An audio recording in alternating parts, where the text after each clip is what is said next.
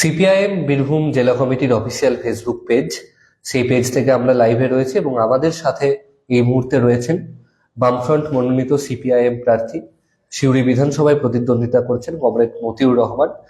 মতিদাকে প্রথমেই স্বাগত জানাবো।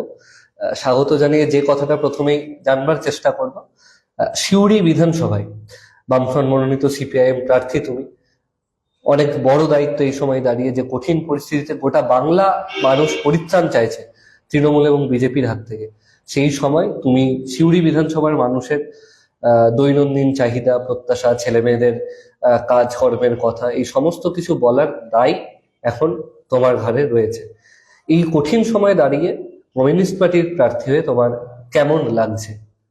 দেখো, কমিউনিস্ট পার্টির প্রার্থীর একটা সুবিধা হচ্ছে যে কমিউনিস্ট পার্টির প্রার্থী মানে ব্যক্তি বিশেষের কারোর আলাদা করে কোনো কিছু নয়। আসলে আমাদের কাস্তে হাতুড়ি তারাই হচ্ছে আমাদের সিম্বল, এবং সেইটাই আমাদের প্রার্থী ধরে নিতে পারো। মানে আমরা যেমন সবাই একসঙ্গে কাজ করি, তোমার আজকে আমি হয়েছি, আমার জায়গায় যে কোনো অনেক কর্মী আছে, আমাদের অনেক নেতৃত্ব আছেন, তাদের মধ্যে যে কেউ হতে পারতো। সুতরাং প্রার্থী হয়ে আলাদা করে অনুভূতির কিছু নাই, তবে নিশ্চিতভাবেই যে বড় দায়িত্ব, যে দায়িত্ব পার্টি দিয়েছে সেই দায়িত্ব অবশ্যই পালন করতে হবে, এবং আমরা সবাই মিলেই করবো একসঙ্গে, যেমন সারা বছর লড়াই আন্দোলন সংগ্রাম করে থাকি। আচ্ছা, এই সময় দাঁড়িয়ে আমাদের সিউড়ি বিধানসভা নিশ্চিতভাবেই বিভিন্ন অংশের মানুষ আছে, গায়ক, শিল্পী, নাট্যকার, বুদ্ধিজীবী অংশের মানুষ থেকে প্রত্যেক দিন খেটে খায়, যারা পরিশ্রম করে তাদের দিন গুজরান হয়, বিভিন্ন রকম মানুষ আছে, বিভিন্ন পেশার মানুষ আছে। তোমার কাছে জানতে চাইবো, এই রাজনীতি, প্রতিদিনের রাজনীতি, মানুষের কথা বলা, এর বাইরে তুমি আর কি করে তোমার সময় কাটাও? তোমার শখ, ভালো লাগার জিনিস, অবসর সময়ে কি করো? সেটাও হচ্ছে, যদি ব্যক্তি প্রার্থী কেমন সেটা আমাদের সিউড়ি বিধানসভার বিশেষ করে কম বয়সী ছেলেমেয়েরা, তাদের কাছে তুমি ইতিমধ্যেই অলরেডি একটা পরিচিত মুখ, তাদেরকে যদি তুমি একটু তোমার বাকি জীবনের গল্প কিছু বলো, কিভাবে কি। দেখো, বাকি জীবনের গল্প বলতে পার্টির কাজের সঙ্গেই বেশিরভাগ সময়টা কাটে। আর দ্বিতীয় হচ্ছে যে জানো নিশ্চিতভাবে যে আমি একটা স্কুলেও পড়াই, সুতরাং পড়াটা তো একটা আছেই। মানে বিভিন্ন বই, সাহিত্য যাই বলো না কেন, তার সঙ্গে সঙ্গে পার্টিরও আমাদের মৌলিক যে বইপত্র রয়েছে, প্রতিদিন যে সমস্ত পত্রিকা বেরোচ্ছে, সেগুলো থেকেও কিছু কিছু লেখা, ভালো লেখা, বিশেষ করে এই সময়ের মধ্যে তোমাদের প্রজন্মের লেখা আর কি ভাবেই বলছি আমি, যে ছাত্র যুবদের যে সমস্ত পত্রিকাগুলো রয়েছে, সেগুলোতে তোমাদের ভাবনার লেখা, এই সমস্ত লেখাকে ফলো করি, দেখি, চেষ্টা করি তোমাদের ভাবনা বোঝার।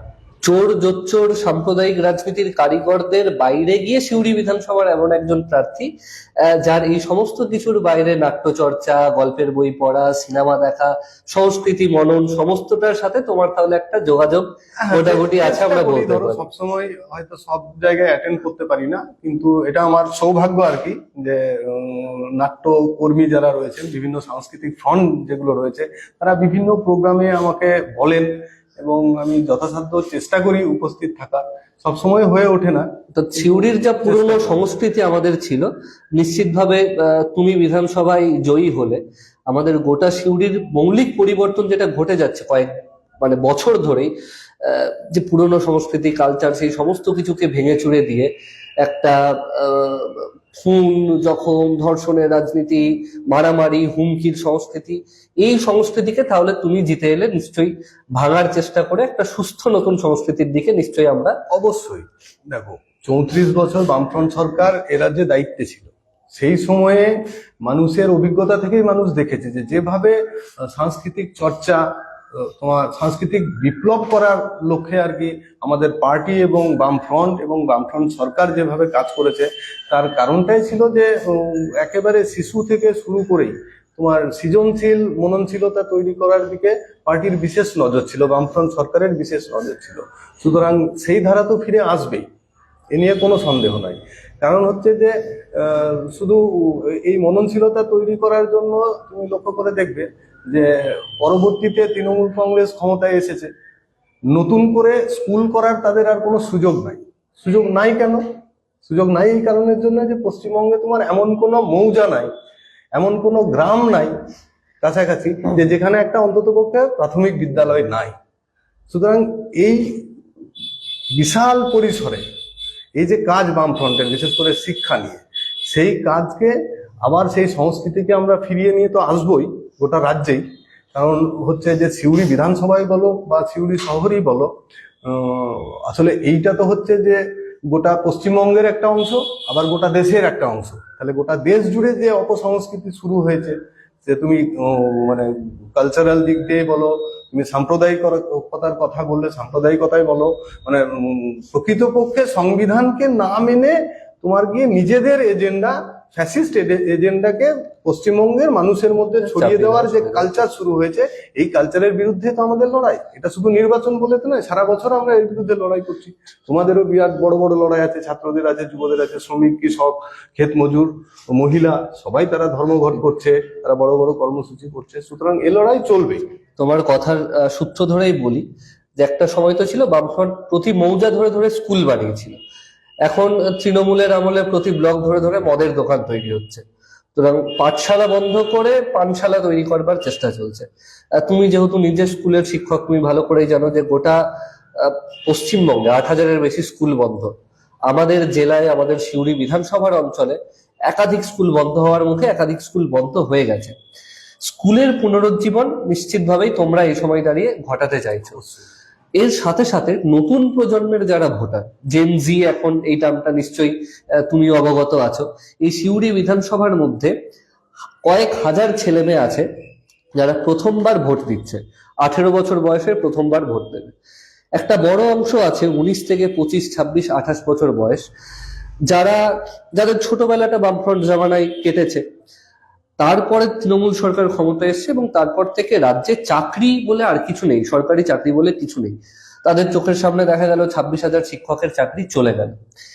এই প্রজন্ম, এই অংশ জেনজি, তার থেকে আরেকটু বড় 25 বছর 26 বছর বয়সী, যাদের সামনে কোনো কর্মসংস্থান নেই, যারা সারাদিন সোশ্যাল মিডিয়ায় খালি ঘৃণা আর হিংসা দেখে আসছে, একে মারছে ওকে মারছে, এই প্রজন্মের ছেলে মেয়েদেরকে তোমাদের পার্টির বক্তব্য কি? কেন এই প্রজন্মের ছেলেমেয়েরা মতিউর রহমানকেই ভোট দেবে? দেখো, বিষয়টা হচ্ছে যে মতিউর রহমানকে ভোট দেওয়া বিষয় নয়, বিষয়টা হচ্ছে যে তোমার পলিসিকে ভোট দেওয়া। এই সময়ে গোটা ভারতবর্ষে, গোটা পশ্চিমবঙ্গে বিভিন্ন নিউজ চ্যানেল, ইলেকট্রনিক্স মিডিয়া যদি তুমি লক্ষ্য করো, নিশ্চিতভাবেই করো, তোমরা আরো বেশি খবর রাখো এই নিয়ে, তো সেখানে প্রতিনিয়ত হয় ঘৃণার রাজনীতি, আর না হলে অপশাসনের রাজনীতি ঢুকিয়ে দেওয়া হচ্ছে। জেনজির কাছে আমার আবেদন, say no to this type of agenda. এইরকম এজেন্ডার উপরে তারা যেন হ্যাঁ না করেন। তার কারণ হচ্ছে যে পশ্চিমবঙ্গের মাটি হচ্ছে সম্প্রীতির বিরাট বড় মাটি। পশ্চিমবঙ্গের মাটি তোমার সাংস্কৃতিক আন্দোলনের বিরাট মাটি, কারণ আমাদের কাছে এরকম প্রচুর মনীষী আছেন, প্রচুর উপাদান আছে আমাদের, যা পশ্চিমবঙ্গ ছাড়া ভারতবর্ষের অন্যান্য জায়গায় খুবই কম। সুতরাং এই মাটিকে যারা কলুষিত করতে চাইছে তাদের বিরুদ্ধে সজাগ থাকা। জেনজি অবশ্যই নিজের অধিকার সেটাকে বুঝে নেবে। জেনজি শুধু মোবাইলে নেটে পড়ে থাকবে না। জেনজিকে স্বামী বিবেকানন্দকে ভুলে গেলে চলবে না। জেনজিকে ফুটবল মাঠে যেতে হবে, জেনজিকে বড় মাঠে ক্রিকেট খেলতে হবে, জেনজিকে পড়াশুনোও যেমন করতে হবে, জেনজিকে দায়িত্ব নিয়ে তার পরিবারের পাশে দাঁড়াতে হবে। কারণ আমাদের সমস্যা কি হচ্ছে, পরিবারগুলো সংকটে পড়ে গেছে। বিজেপি সরকার কেন্দ্রের এবং রাজ্যের তৃণমূল সরকারের যে অপশাসন, যে দুর্নীতি, সেই দুর্নীতির জন্য সমস্যায় পড়েছে তো পরিবার। আমার মা, তোমার মা রান্না করতে গিয়ে রান্নার গ্যাসের এখন আর পাচ্ছে না। তোমার রান্নার গ্যাসের দাম 400 টাকা থেকে 900 টাকা, 1000 টাকা, 1200 টাকা পর্যন্ত হয়েছে। এখন 960-65 টাকা করে রান্নার গ্যাসের দাম বেড়ে গেছে। তাহলে একদিকে জিনিসের দাম বাড়াচ্ছি, অন্যদিকে আমার ঘরের বেকার ছেলে মেয়েরা বেকারই থেকে যাচ্ছে। একদিকে জিনিসের দাম বাড়াচ্ছি, আমাদের রোজগার কমছে, অথচ পড়াশুনোর খরচ বেড়েই যাচ্ছে। তুমি একটা জিনিস ভাবো, শুধু আমি জেনজিকে বলবো যে মানুষটি একেবারে ভোরবেলায় ঘর থেকে বেরোন, সারাদিন হাড় ভাঙা পরিশ্রম করেন, সেই হাড় ভাঙা পরিশ্রম করার পরে উনি বাড়ি ফিরছেন, বাড়ি ফেরার পরে ওনার চোখ মুখ দেখবেন, চোখ মুখ দেখলে পরে সে বুঝতে পারবে যন্ত্রণা, যে আমার পরিবারের যা চাহিদা, সেই চাহিদা মেটানোর মতো রোজগার করে আমি ফিরতে পারছি না। সুতরাং এই যে যন্ত্রণা, এই যন্ত্রণা থেকে মুক্তি পাওয়ার জন্য জেনজিকে আমি বলবো যে এই ধরনের অপশাসন, এই ধরনের সাম্প্রদায়িক উস্কানি, ধর্মীয় মাতামাতি, ধর্ম পালন নিশ্চিত ভাবেই করবে, এ নিয়ে কোনো কথা নাই, এটা সংবিধানসিদ্ধ অধিকার আমার দেশে। সুতরাং এই নিয়ে কোনো আপত্তি নাই, কোনো কিছু নাই, যে যার ধর্ম আমরা পালন করবো। বরং যারা অপরের ধর্ম পালন করতে দেবে না তাদের বিরুদ্ধে আমাদের লড়াই। আমি ধর্ম পালন করব, অন্যকেও ধর্ম পালন করতে, নিজের ধর্ম পালন করতে আমি বিরোধিতা তো করবো না, বরং সহযোগিতা করব, যেখানে যা পরিবেশ থাকবে, যা পরিস্থিতি থাকবে। সুতরাং জেনজির একটা বিরাট দায়িত্ব। এই প্রসঙ্গ ধরেই বলি, আমরা যদি সিউড়ি বিধানসভার কথা আলোচনা করি, যেমন শহুরে অঞ্চল রয়েছে, একটা বিস্তীর্ণ অঞ্চল গ্রামাঞ্চল রয়েছে, দুটোতে একই রকম একটা সমস্যা লক্ষ্য করা যাবে। তুমি দেখো, যারা গ্রামাঞ্চলের শ্রমিক তারা ঘর ছাড়া পরিযায়ী শ্রমিক হয়ে বাইরের রাজ্যগুলোতে কাজ করতে চলে যাচ্ছে। সেটা আলুন্দা অঞ্চল হতে পারে, করিদ্ধা অঞ্চল হতে পারে, নগরী অঞ্চল হতে পারে, তিলপাড়া হতে পারে, খটমদা হতে পারে, আরো ভিতরে যত যাব তত এই ধরনের ঘর ছাড়া শ্রমিকের সংখ্যা বাড়ছে। তারা স্বাভাবিকভাবে কায়িক শ্রম, শারীরিক শ্রম দিতে বাইরের রাজ্যে চলে যাচ্ছে। আবার এই সিউড়ি শহরে যদি আমরা দেখি, সিউড়ি শহরে কোনো শিল্প নেই, কোনো আইটি সেক্টর নেই, তারা বাইরের রাজ্যে চলে যাচ্ছে। অর্থাৎ সিউড়ি শহরের যে পাড়াগুলো আছে, বিভিন্ন পাড়া যেখানে বাড়ির বাবা মা ছোট ছেলেকে মেয়েকে বড় করেছে যত্ন নিয়ে, তারা একটা বয়সের পর হয় টিসিএস এ কাজ করতে যাচ্ছে, কলকাতার সল্টলেক সেক্টর 5-এ যাচ্ছে, যেগুলো সিপিআইএম আমলে তৈরি। তার বাইরে তাদেরকে ব্যাঙ্গালোর বা অন্য কোথাও চলে যেতে হচ্ছে। সুতরাং তারাও ঘর ছাড়া আসলে শ্রমিকেই পরিণত হচ্ছে। সুতরাং সিউড়ির পাড়াগুলো, সেগুলো প্রায় বৃদ্ধাশ্রমে পরিণত হচ্ছে। বাড়িতে বৃদ্ধ মা বাবা, ছেলে মেয়ে বাড়িতে নেই। গ্রামাঞ্চলে তারা কায়িক শ্রম দিতে লেবারে পরিণত হয়ে তারা চলে যাচ্ছে। সিপিআইএম জিতলে এই ঘর ছাড়া সমস্ত শ্রমিক, সে আইটি শ্রমিক হতে পারে, সে রাজমিস্ত্রির শ্রমিক হতে পারে, তারা কি ঘরে ফিরবে? ঘর ছাড়া ছেলেমেয়েরা কি ঘরে ফিরবে? কর্মসংস্থান হবে? দেখো শুন, আমাদের একটু পিছিয়ে যেতে হবে। আসলে ইতিহাসকে বাদ দিয়ে তো কিছু নয়। তোমার সপ্তম বামফ্রন্ট সরকার, বামফ্রন্টের ঘোষণাই ছিল যে কৃষি আমাদের ভিত্তি, শিল্প আমাদের ভবিষ্যৎ।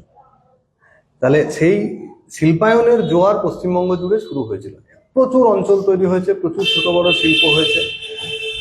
তার সঙ্গে সঙ্গে হচ্ছে যে গ্রামীণ স্বনির্ভরতার জন্য তোমার বিভিন্ন বড় বড় কোম্পানি তারা পশ্চিমবঙ্গে এসে কারখানা করতে গেছে। তার মধ্যে সিঙ্গুর তো আমাদের জানা, নন্দীগ্রামের ঘটনা আমাদের জানা, তোমার জিন্দালদের ইস্পাত কারখানার ঘটনা আমাদের জানা, এরকম অসংখ্য ঘটনা আমাদের জানা। সুতরাং যে প্রক্রিয়া দিয়ে বামফ্রন্ট সরকার চলছিল, যে কর্মসংস্থানের লক্ষ্যে কারখানা তৈরি করা, বেকার যুবক যুবতীদের চাকরি পাওয়া, যুগান্তরকারী সিদ্ধান্ত বামফ্রন্টের প্রথম দিকে ছিল যে দ্বাদশ শ্রেণী পর্যন্ত তোমার শিক্ষাকে বেসরকারীকরণ, বিনামূল্যে অবৈতনিক শিক্ষা ব্যবস্থা চালু করা। এই যে তোমার মানে কর্মকাণ্ড যে চলছিল, এই কর্মকাণ্ড দিয়ে পশ্চিমবঙ্গে তোমার ওই সময়, আমি বলছি তোমাকে 2008-9 সময়ে প্রায় 20,000 কোটি টাকার হচ্ছে কিন্তু বাজার তৈরি হয়েছিল পশ্চিমবঙ্গের গ্রামীণ অঞ্চলে। মানে এইটা অত্যন্ত আমাদের কাছে আনন্দের বিষয় ছিল যে এখন তো ধরো ইন্টারনেটের যুগ হয়েছে, এখন তো অন্য ধরনের মডার্ন ইরা শুরু হয়েছে, কিন্তু ওই সময়টাতেও তুমি একেবারে অজগাঁয়ে গেলেও তুমি 5 টাকা পাউচের একটা সুগন্ধি সাবান পেতে, তুমি ছেলেকে মেয়েকে টিফিনে দেওয়ার জন্য তুমি 2 টাকা 3 টাকা 5 টাকা পর্যন্ত হচ্ছে তুমি একটা বিস্কুটের প্যাকেট দিতে পারতে, একটা কেক দিতে পারতে, যা স্কুলে ছেলেমেয়েরা নিয়ে যেত। তারপরে তো মিড ডে মিল চালু হলো, যাই হলো। এখন এই যে গ্রামীণ অর্থনীতিকে শক্তিশালী করে তোমার শিল্পায়ন করা, কারণ আমার গ্রামের যে ছেলে মেয়ে পড়াশুনো করে আজকে উঠে আসছে, সেই শিক্ষিত ছেলেকে আমাকে তো কাজ দিতে হবে। এই কাজ দেওয়ার জন্যই তো তোমার গিয়ে এই কর্মকাণ্ড। সুতরাং এই কর্মকাণ্ড তো হবেই, এই লড়াই তো আমাদের চলছে। তোমরা যেমন একদিকে স্কুল বাঁচাও বাংলা বাঁচাও লড়াই করছো, তোমাদের খুব ভালো ভালো কর্মসূচি গোটা রাজ্য জুড়েই হয়েছে, আমাদের শহরেও হয়েছে। তোমার যে সমস্ত বিদ্যালয়ে শিক্ষক নাই, সেই বিদ্যালয়ে তোমরা আন্দোলন করছো, তোমরা কাউন্সিলে আন্দোলন করছো, যে তোমাদের তো এজেন্ডা একটাই, এই এজেন্ডাই আমাদের, যে একদম শিক্ষা বাঁচাও, স্কুল বাঁচাও, স্কুল থেকে পড়াশোনা করে বেরোনোর পরে বেকার হতে দিও না, তাকে চাকরি দাও। চাকরি দেওয়ার লক্ষ্যেই নিজেদের শরীরে রক্ত বিক্রি করে বামফ্রন্টের বক্রেশ্বর বক্রেশ্বর তাপবিদ্যুৎ তৈরি করা। দীর্ঘদিন ধরে নতুন লড়াই শুরু হয়েছে 6 নম্বর ইউনিট তৈরি করা, যাতে সেখানকার আরো ছেলেমেয়েরা কাজ পেতে পারে, সেখানে নতুন কলকারখানা তৈরি করা যায়। এটা তো অবশ্যই আছে। এর সাথে সাথে তুমি নিশ্চয়ই লক্ষ্য করেছো যে সিউড়ি হাসপাতাল, যেটাকে সুপার স্পেশালিটি বলে ঘোষণা করা হয়েছে, চকচকে বিল্ডিং, বাইরে থেকে খুবই সুন্দর দেখতে, কিন্তু এই গোটা সিউড়িতে একটা প্রচলিত কথা হচ্ছে ওই সিউড়ি হাসপাতালে কেউ যদি হেঁটে হেঁটেও ঢোকে, তার পরবর্তী ঠিকানা হবে হয় ভুইপরতলার শ্মশান বা হচ্ছে সিউড়ির তিলপাড়া শ্মশান। মানে পায়ে হেঁটে পেশেন্টে ঢুকবে কিন্তু বেরোবে লাশ হয়ে। বামফ্রন্ট যদি যেতে, সিপিআইএম প্রার্থী সিউড়ি বিধানসভায় মতিউর রহমান যদি যেতে, সিউড়ি হাসপাতালকে কি মেডিকেল কলেজ করবার জন্য লড়াই, সেটা কি আবার শুরু হবে? দেখো তুমি আবার তাহলে পিছনে যেতে হবে। সিউড়িতে মেডিকেল কলেজ হওয়ার জন্য একটা সময় ছিল যে বামফ্রন্ট সরকার এবং আমাদের জেলার পার্টি তারা আমরা একটা জমিও চিহ্নিত করেছিলাম, কিন্তু দুর্ভাগ্যবশত সেটা আর হয়ে ওঠেনি রাজ্যে পরিবর্তনের জন্য। এখন বিষয় হচ্ছে যে এই হাসপাতাল মানে হচ্ছে স্বাস্থ্য ব্যবস্থা নিয়ে বলছি। সিউড়ি হাসপাতালটা তো শুধু ফ্যাক্টর না, তুমি যদি লক্ষ্য করো ওই একই কথা বলছি। তো তুমি এমন কোনো পঞ্চায়েত পাবে না যেখানে নতুন করে তৃণমূল সরকারকে কিছু করতে হয়েছে স্বাস্থ্যের বিষয় করে। এই পরিকাঠামো কিন্তু বামফ্রন্ট সরকার জনস্বাস্থ্যকে বিকশিত করার জন্যই অলরেডি করে রেখেছে। দুর্ভাগ্যের বিষয় আজকের দিনে ওই পাঁচির দেওয়া তোমার দালান ঘরগুলো দাঁড়িয়ে আছে, কিন্তু চিকিৎসার জন্য কোনো ডাক্তার নাই, চিকিৎসার জন্য কোনো নার্স নাই। একজন অ্যাটেন্ডার পর্যন্ত 12টায় আসে, 1টা-1:30টায় চলে। আবার অনেক জায়গায় আছে এরকম ভালো মানুষও তো আছেন, তারা আবার ডিউটি করছেন। কিন্তু সরকার যদি এগুলো সরকারিভাবে না দেখে তাহলে তো এই অংশটা ঢুকবেই। স্বাভাবিকভাবেই তোমার গ্রামে যদি পরিষেবা না পায়, ব্লক হাসপাতালগুলোর অবস্থা খারাপ, সেখানে ডাক্তার নাই বিভিন্ন বিভাগের। ব্লক হাসপাতালে যদি চিকিৎসা না পায় তাহলে সিউড়ি হাসপাতালে আসবে। সুতরাং এত বড় এলাকা, এবং সিউড়ির একটা জানো তোমরা হাসপাতালে যাওয়া আসা করো, আমিও বিভিন্ন সময়ে যাই, যে ঝাড়খণ্ড লাগোয়া একটা বড় অংশের মানুষ হচ্ছে আমাদের এখানে চিকিৎসার জন্য আসেন, তারা পরিষেবা নিতে আসেন। সুতরাং মেডিকেল কলেজ হওয়া তো উচিতই, অবশ্যই উচিত। আর সুপার স্পেশালিটি হাসপাতাল মানে বিল্ডিংটা তৈরি করার জন্য যতটা কাটমানি দরকার সেই পরিমাণ বাজেট করে, সেই পরিমাণ খরচ করে দিয়েছে। যারা সুপার স্পেশালিটি হাসপাতাল বলছে, যারা লাফায় যে সিউড়িতে আমরা হাসপাতালে অমুক করেছি তমুক করেছি, তাদের যে কোনো নেতাকে, সিউড়ি বিধানসভার বিধায়কই বলো বা এই যারা রয়েছে, আগে তৃণমূল করতো, মমতা ব্যানার্জির সঙ্গে ঘুরে বেড়াতো, এখন বিজেপি করছে, এদের কাউকে নিয়ে গিয়ে বাথরুমে ঢুকতে হবে না, বাথরুমের দরজার সামনে শুধু দাঁড় করিয়ে দেবে, তাহলেই বুঝতে পারবে যে সুপার স্পেশালিটি হাসপাতালের কি অবস্থা। সুতরাং মানুষ সুস্থ হতে যায়, যে গেল সুস্থ হতে, তার হয়তো পেটের অপারেশন হলো বা কিছু হলো, যদিও অপারেশন তো এখন হয় না, সবই রেফার হয়। তো তোমার সুস্থ হতে যে মানুষকে নিয়ে যায় যে 4জন, সেই 4জন আবার ওই দুর্গন্ধ, ওই জীবাণুর জন্য অসুস্থ হয়ে বাড়ি ফিরে। অর্থাৎ এই তো অবস্থা। গ্রামীণ স্বাস্থ্য, গ্রামীণ শিক্ষা, গ্রামীণ অর্থনীতি সবটাই এই সময় দাঁড়িয়ে তথৈবচ অবস্থা। সেইটাকে পরিবর্তনের জন্য নিশ্চিতভাবে সিপিআইএম চেষ্টা করবে। আমি বলছি, যেমন ধরো সিউড়ি হাসপাতাল ভেঙে পড়েছে, চাঙড় খুলে পড়ে, ভেঙে পড়ে, মোবাইল বাস্ট হয়ে যায়, আগুন লেগে যায়, ইত্যাদি তো ঘটনা আছে। এদিকে হাসপাতাল ভেঙে পড়ে, আরেকদিকে তিলপাড়া ব্রিজ ভেঙে পড়ে। নতুন করে কিছু বলবার নেই। গোটাটার দুর্নীতি যেভাবে আমাদের গোটা জেলাকে গ্রাস করেছে, সেই কারণেই হয়তো সিউড়ির রাস্তাঘাট প্রত্যেকদিন ভেঙে পড়ছে। চৈতালি মোড়ের সামনে দিয়ে যে রাস্তা, মসজিদ মোড় সংলগ্ন যে রাস্তা, গ্রামাঞ্চলের দিকগুলোর যা রাস্তাঘাট, সমস্ত কিছু ভেঙে পড়ছে।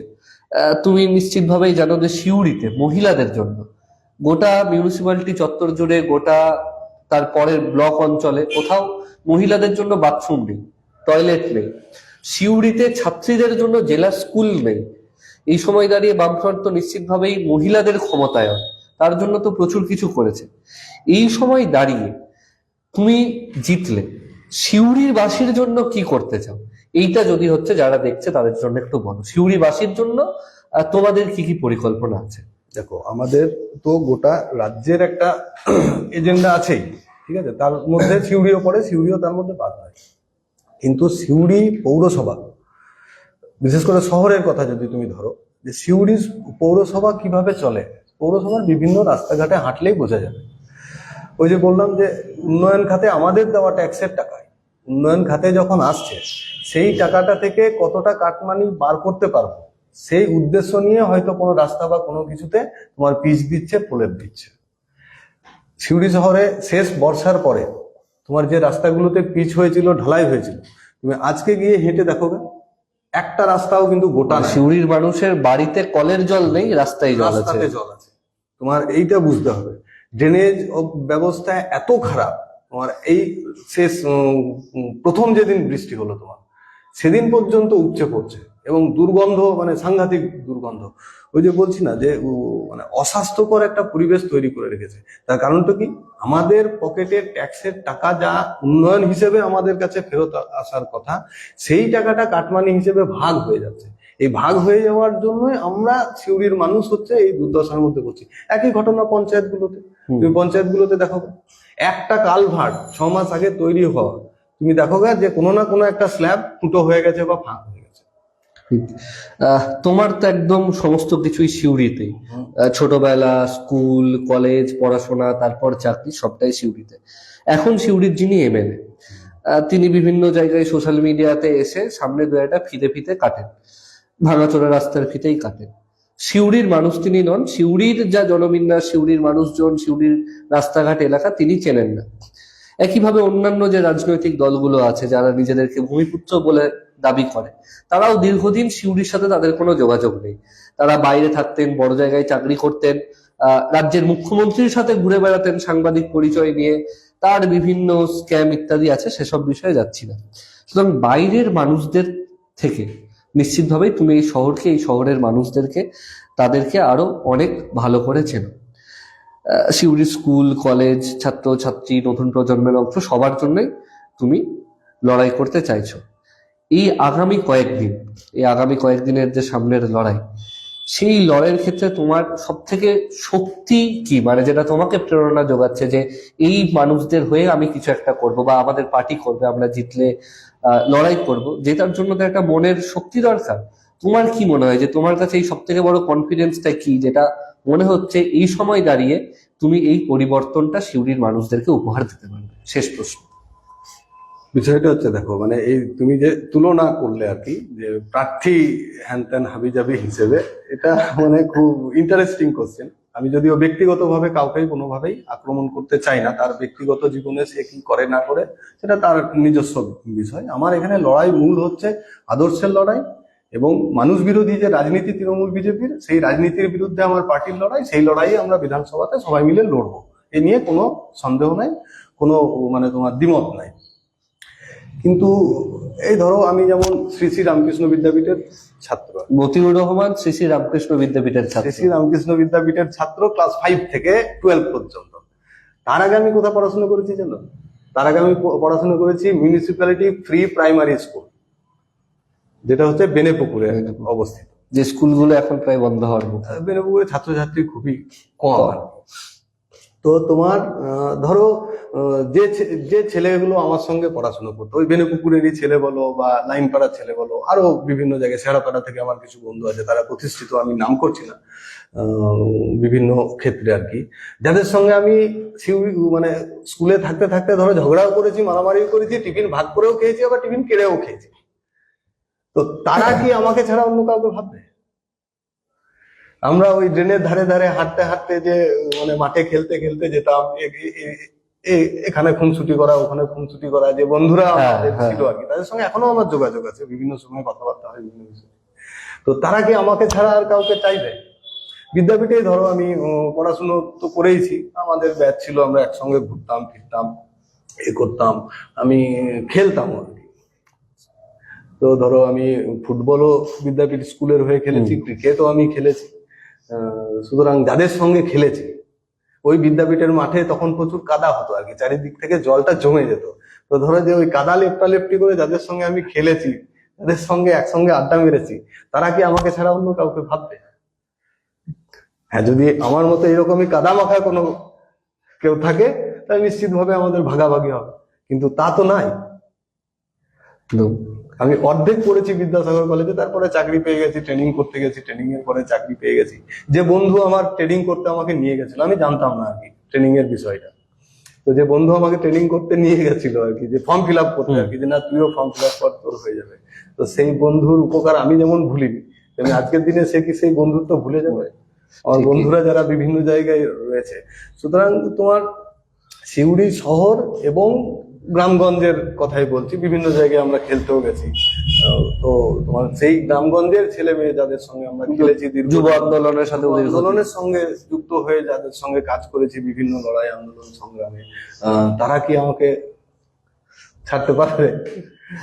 ঠিকই। অর্থাৎ সিউড়ি বিধানসভায় সিপিআইএম প্রার্থী মতিউর রহমান আসলে সিউড়ির ছেলে। একদম তার প্রাইমারি স্কুল থেকে কলেজ, তার ট্রেনিং, তার পরবর্তী সময় শিক্ষাক্ষেত্রের জায়গা, যে স্কুলে কমরেড মতিউর রহমান পড়ান, সবটা জুড়ে আসলে এই সিউড়ি বিধানসভা, সিউড়ি বিধানসভার মানুষ, তার সমস্যা এবং তার সমাধানের প্রতিশ্রুতি। এবারের বিধানসভায় বামফ্রন্ট মনোনীত সিপিআইএম প্রার্থী কমরেড মতিউর রহমানকে কাস্তে হাতুড়ি তারা চিহ্নে জয় করার আহ্বান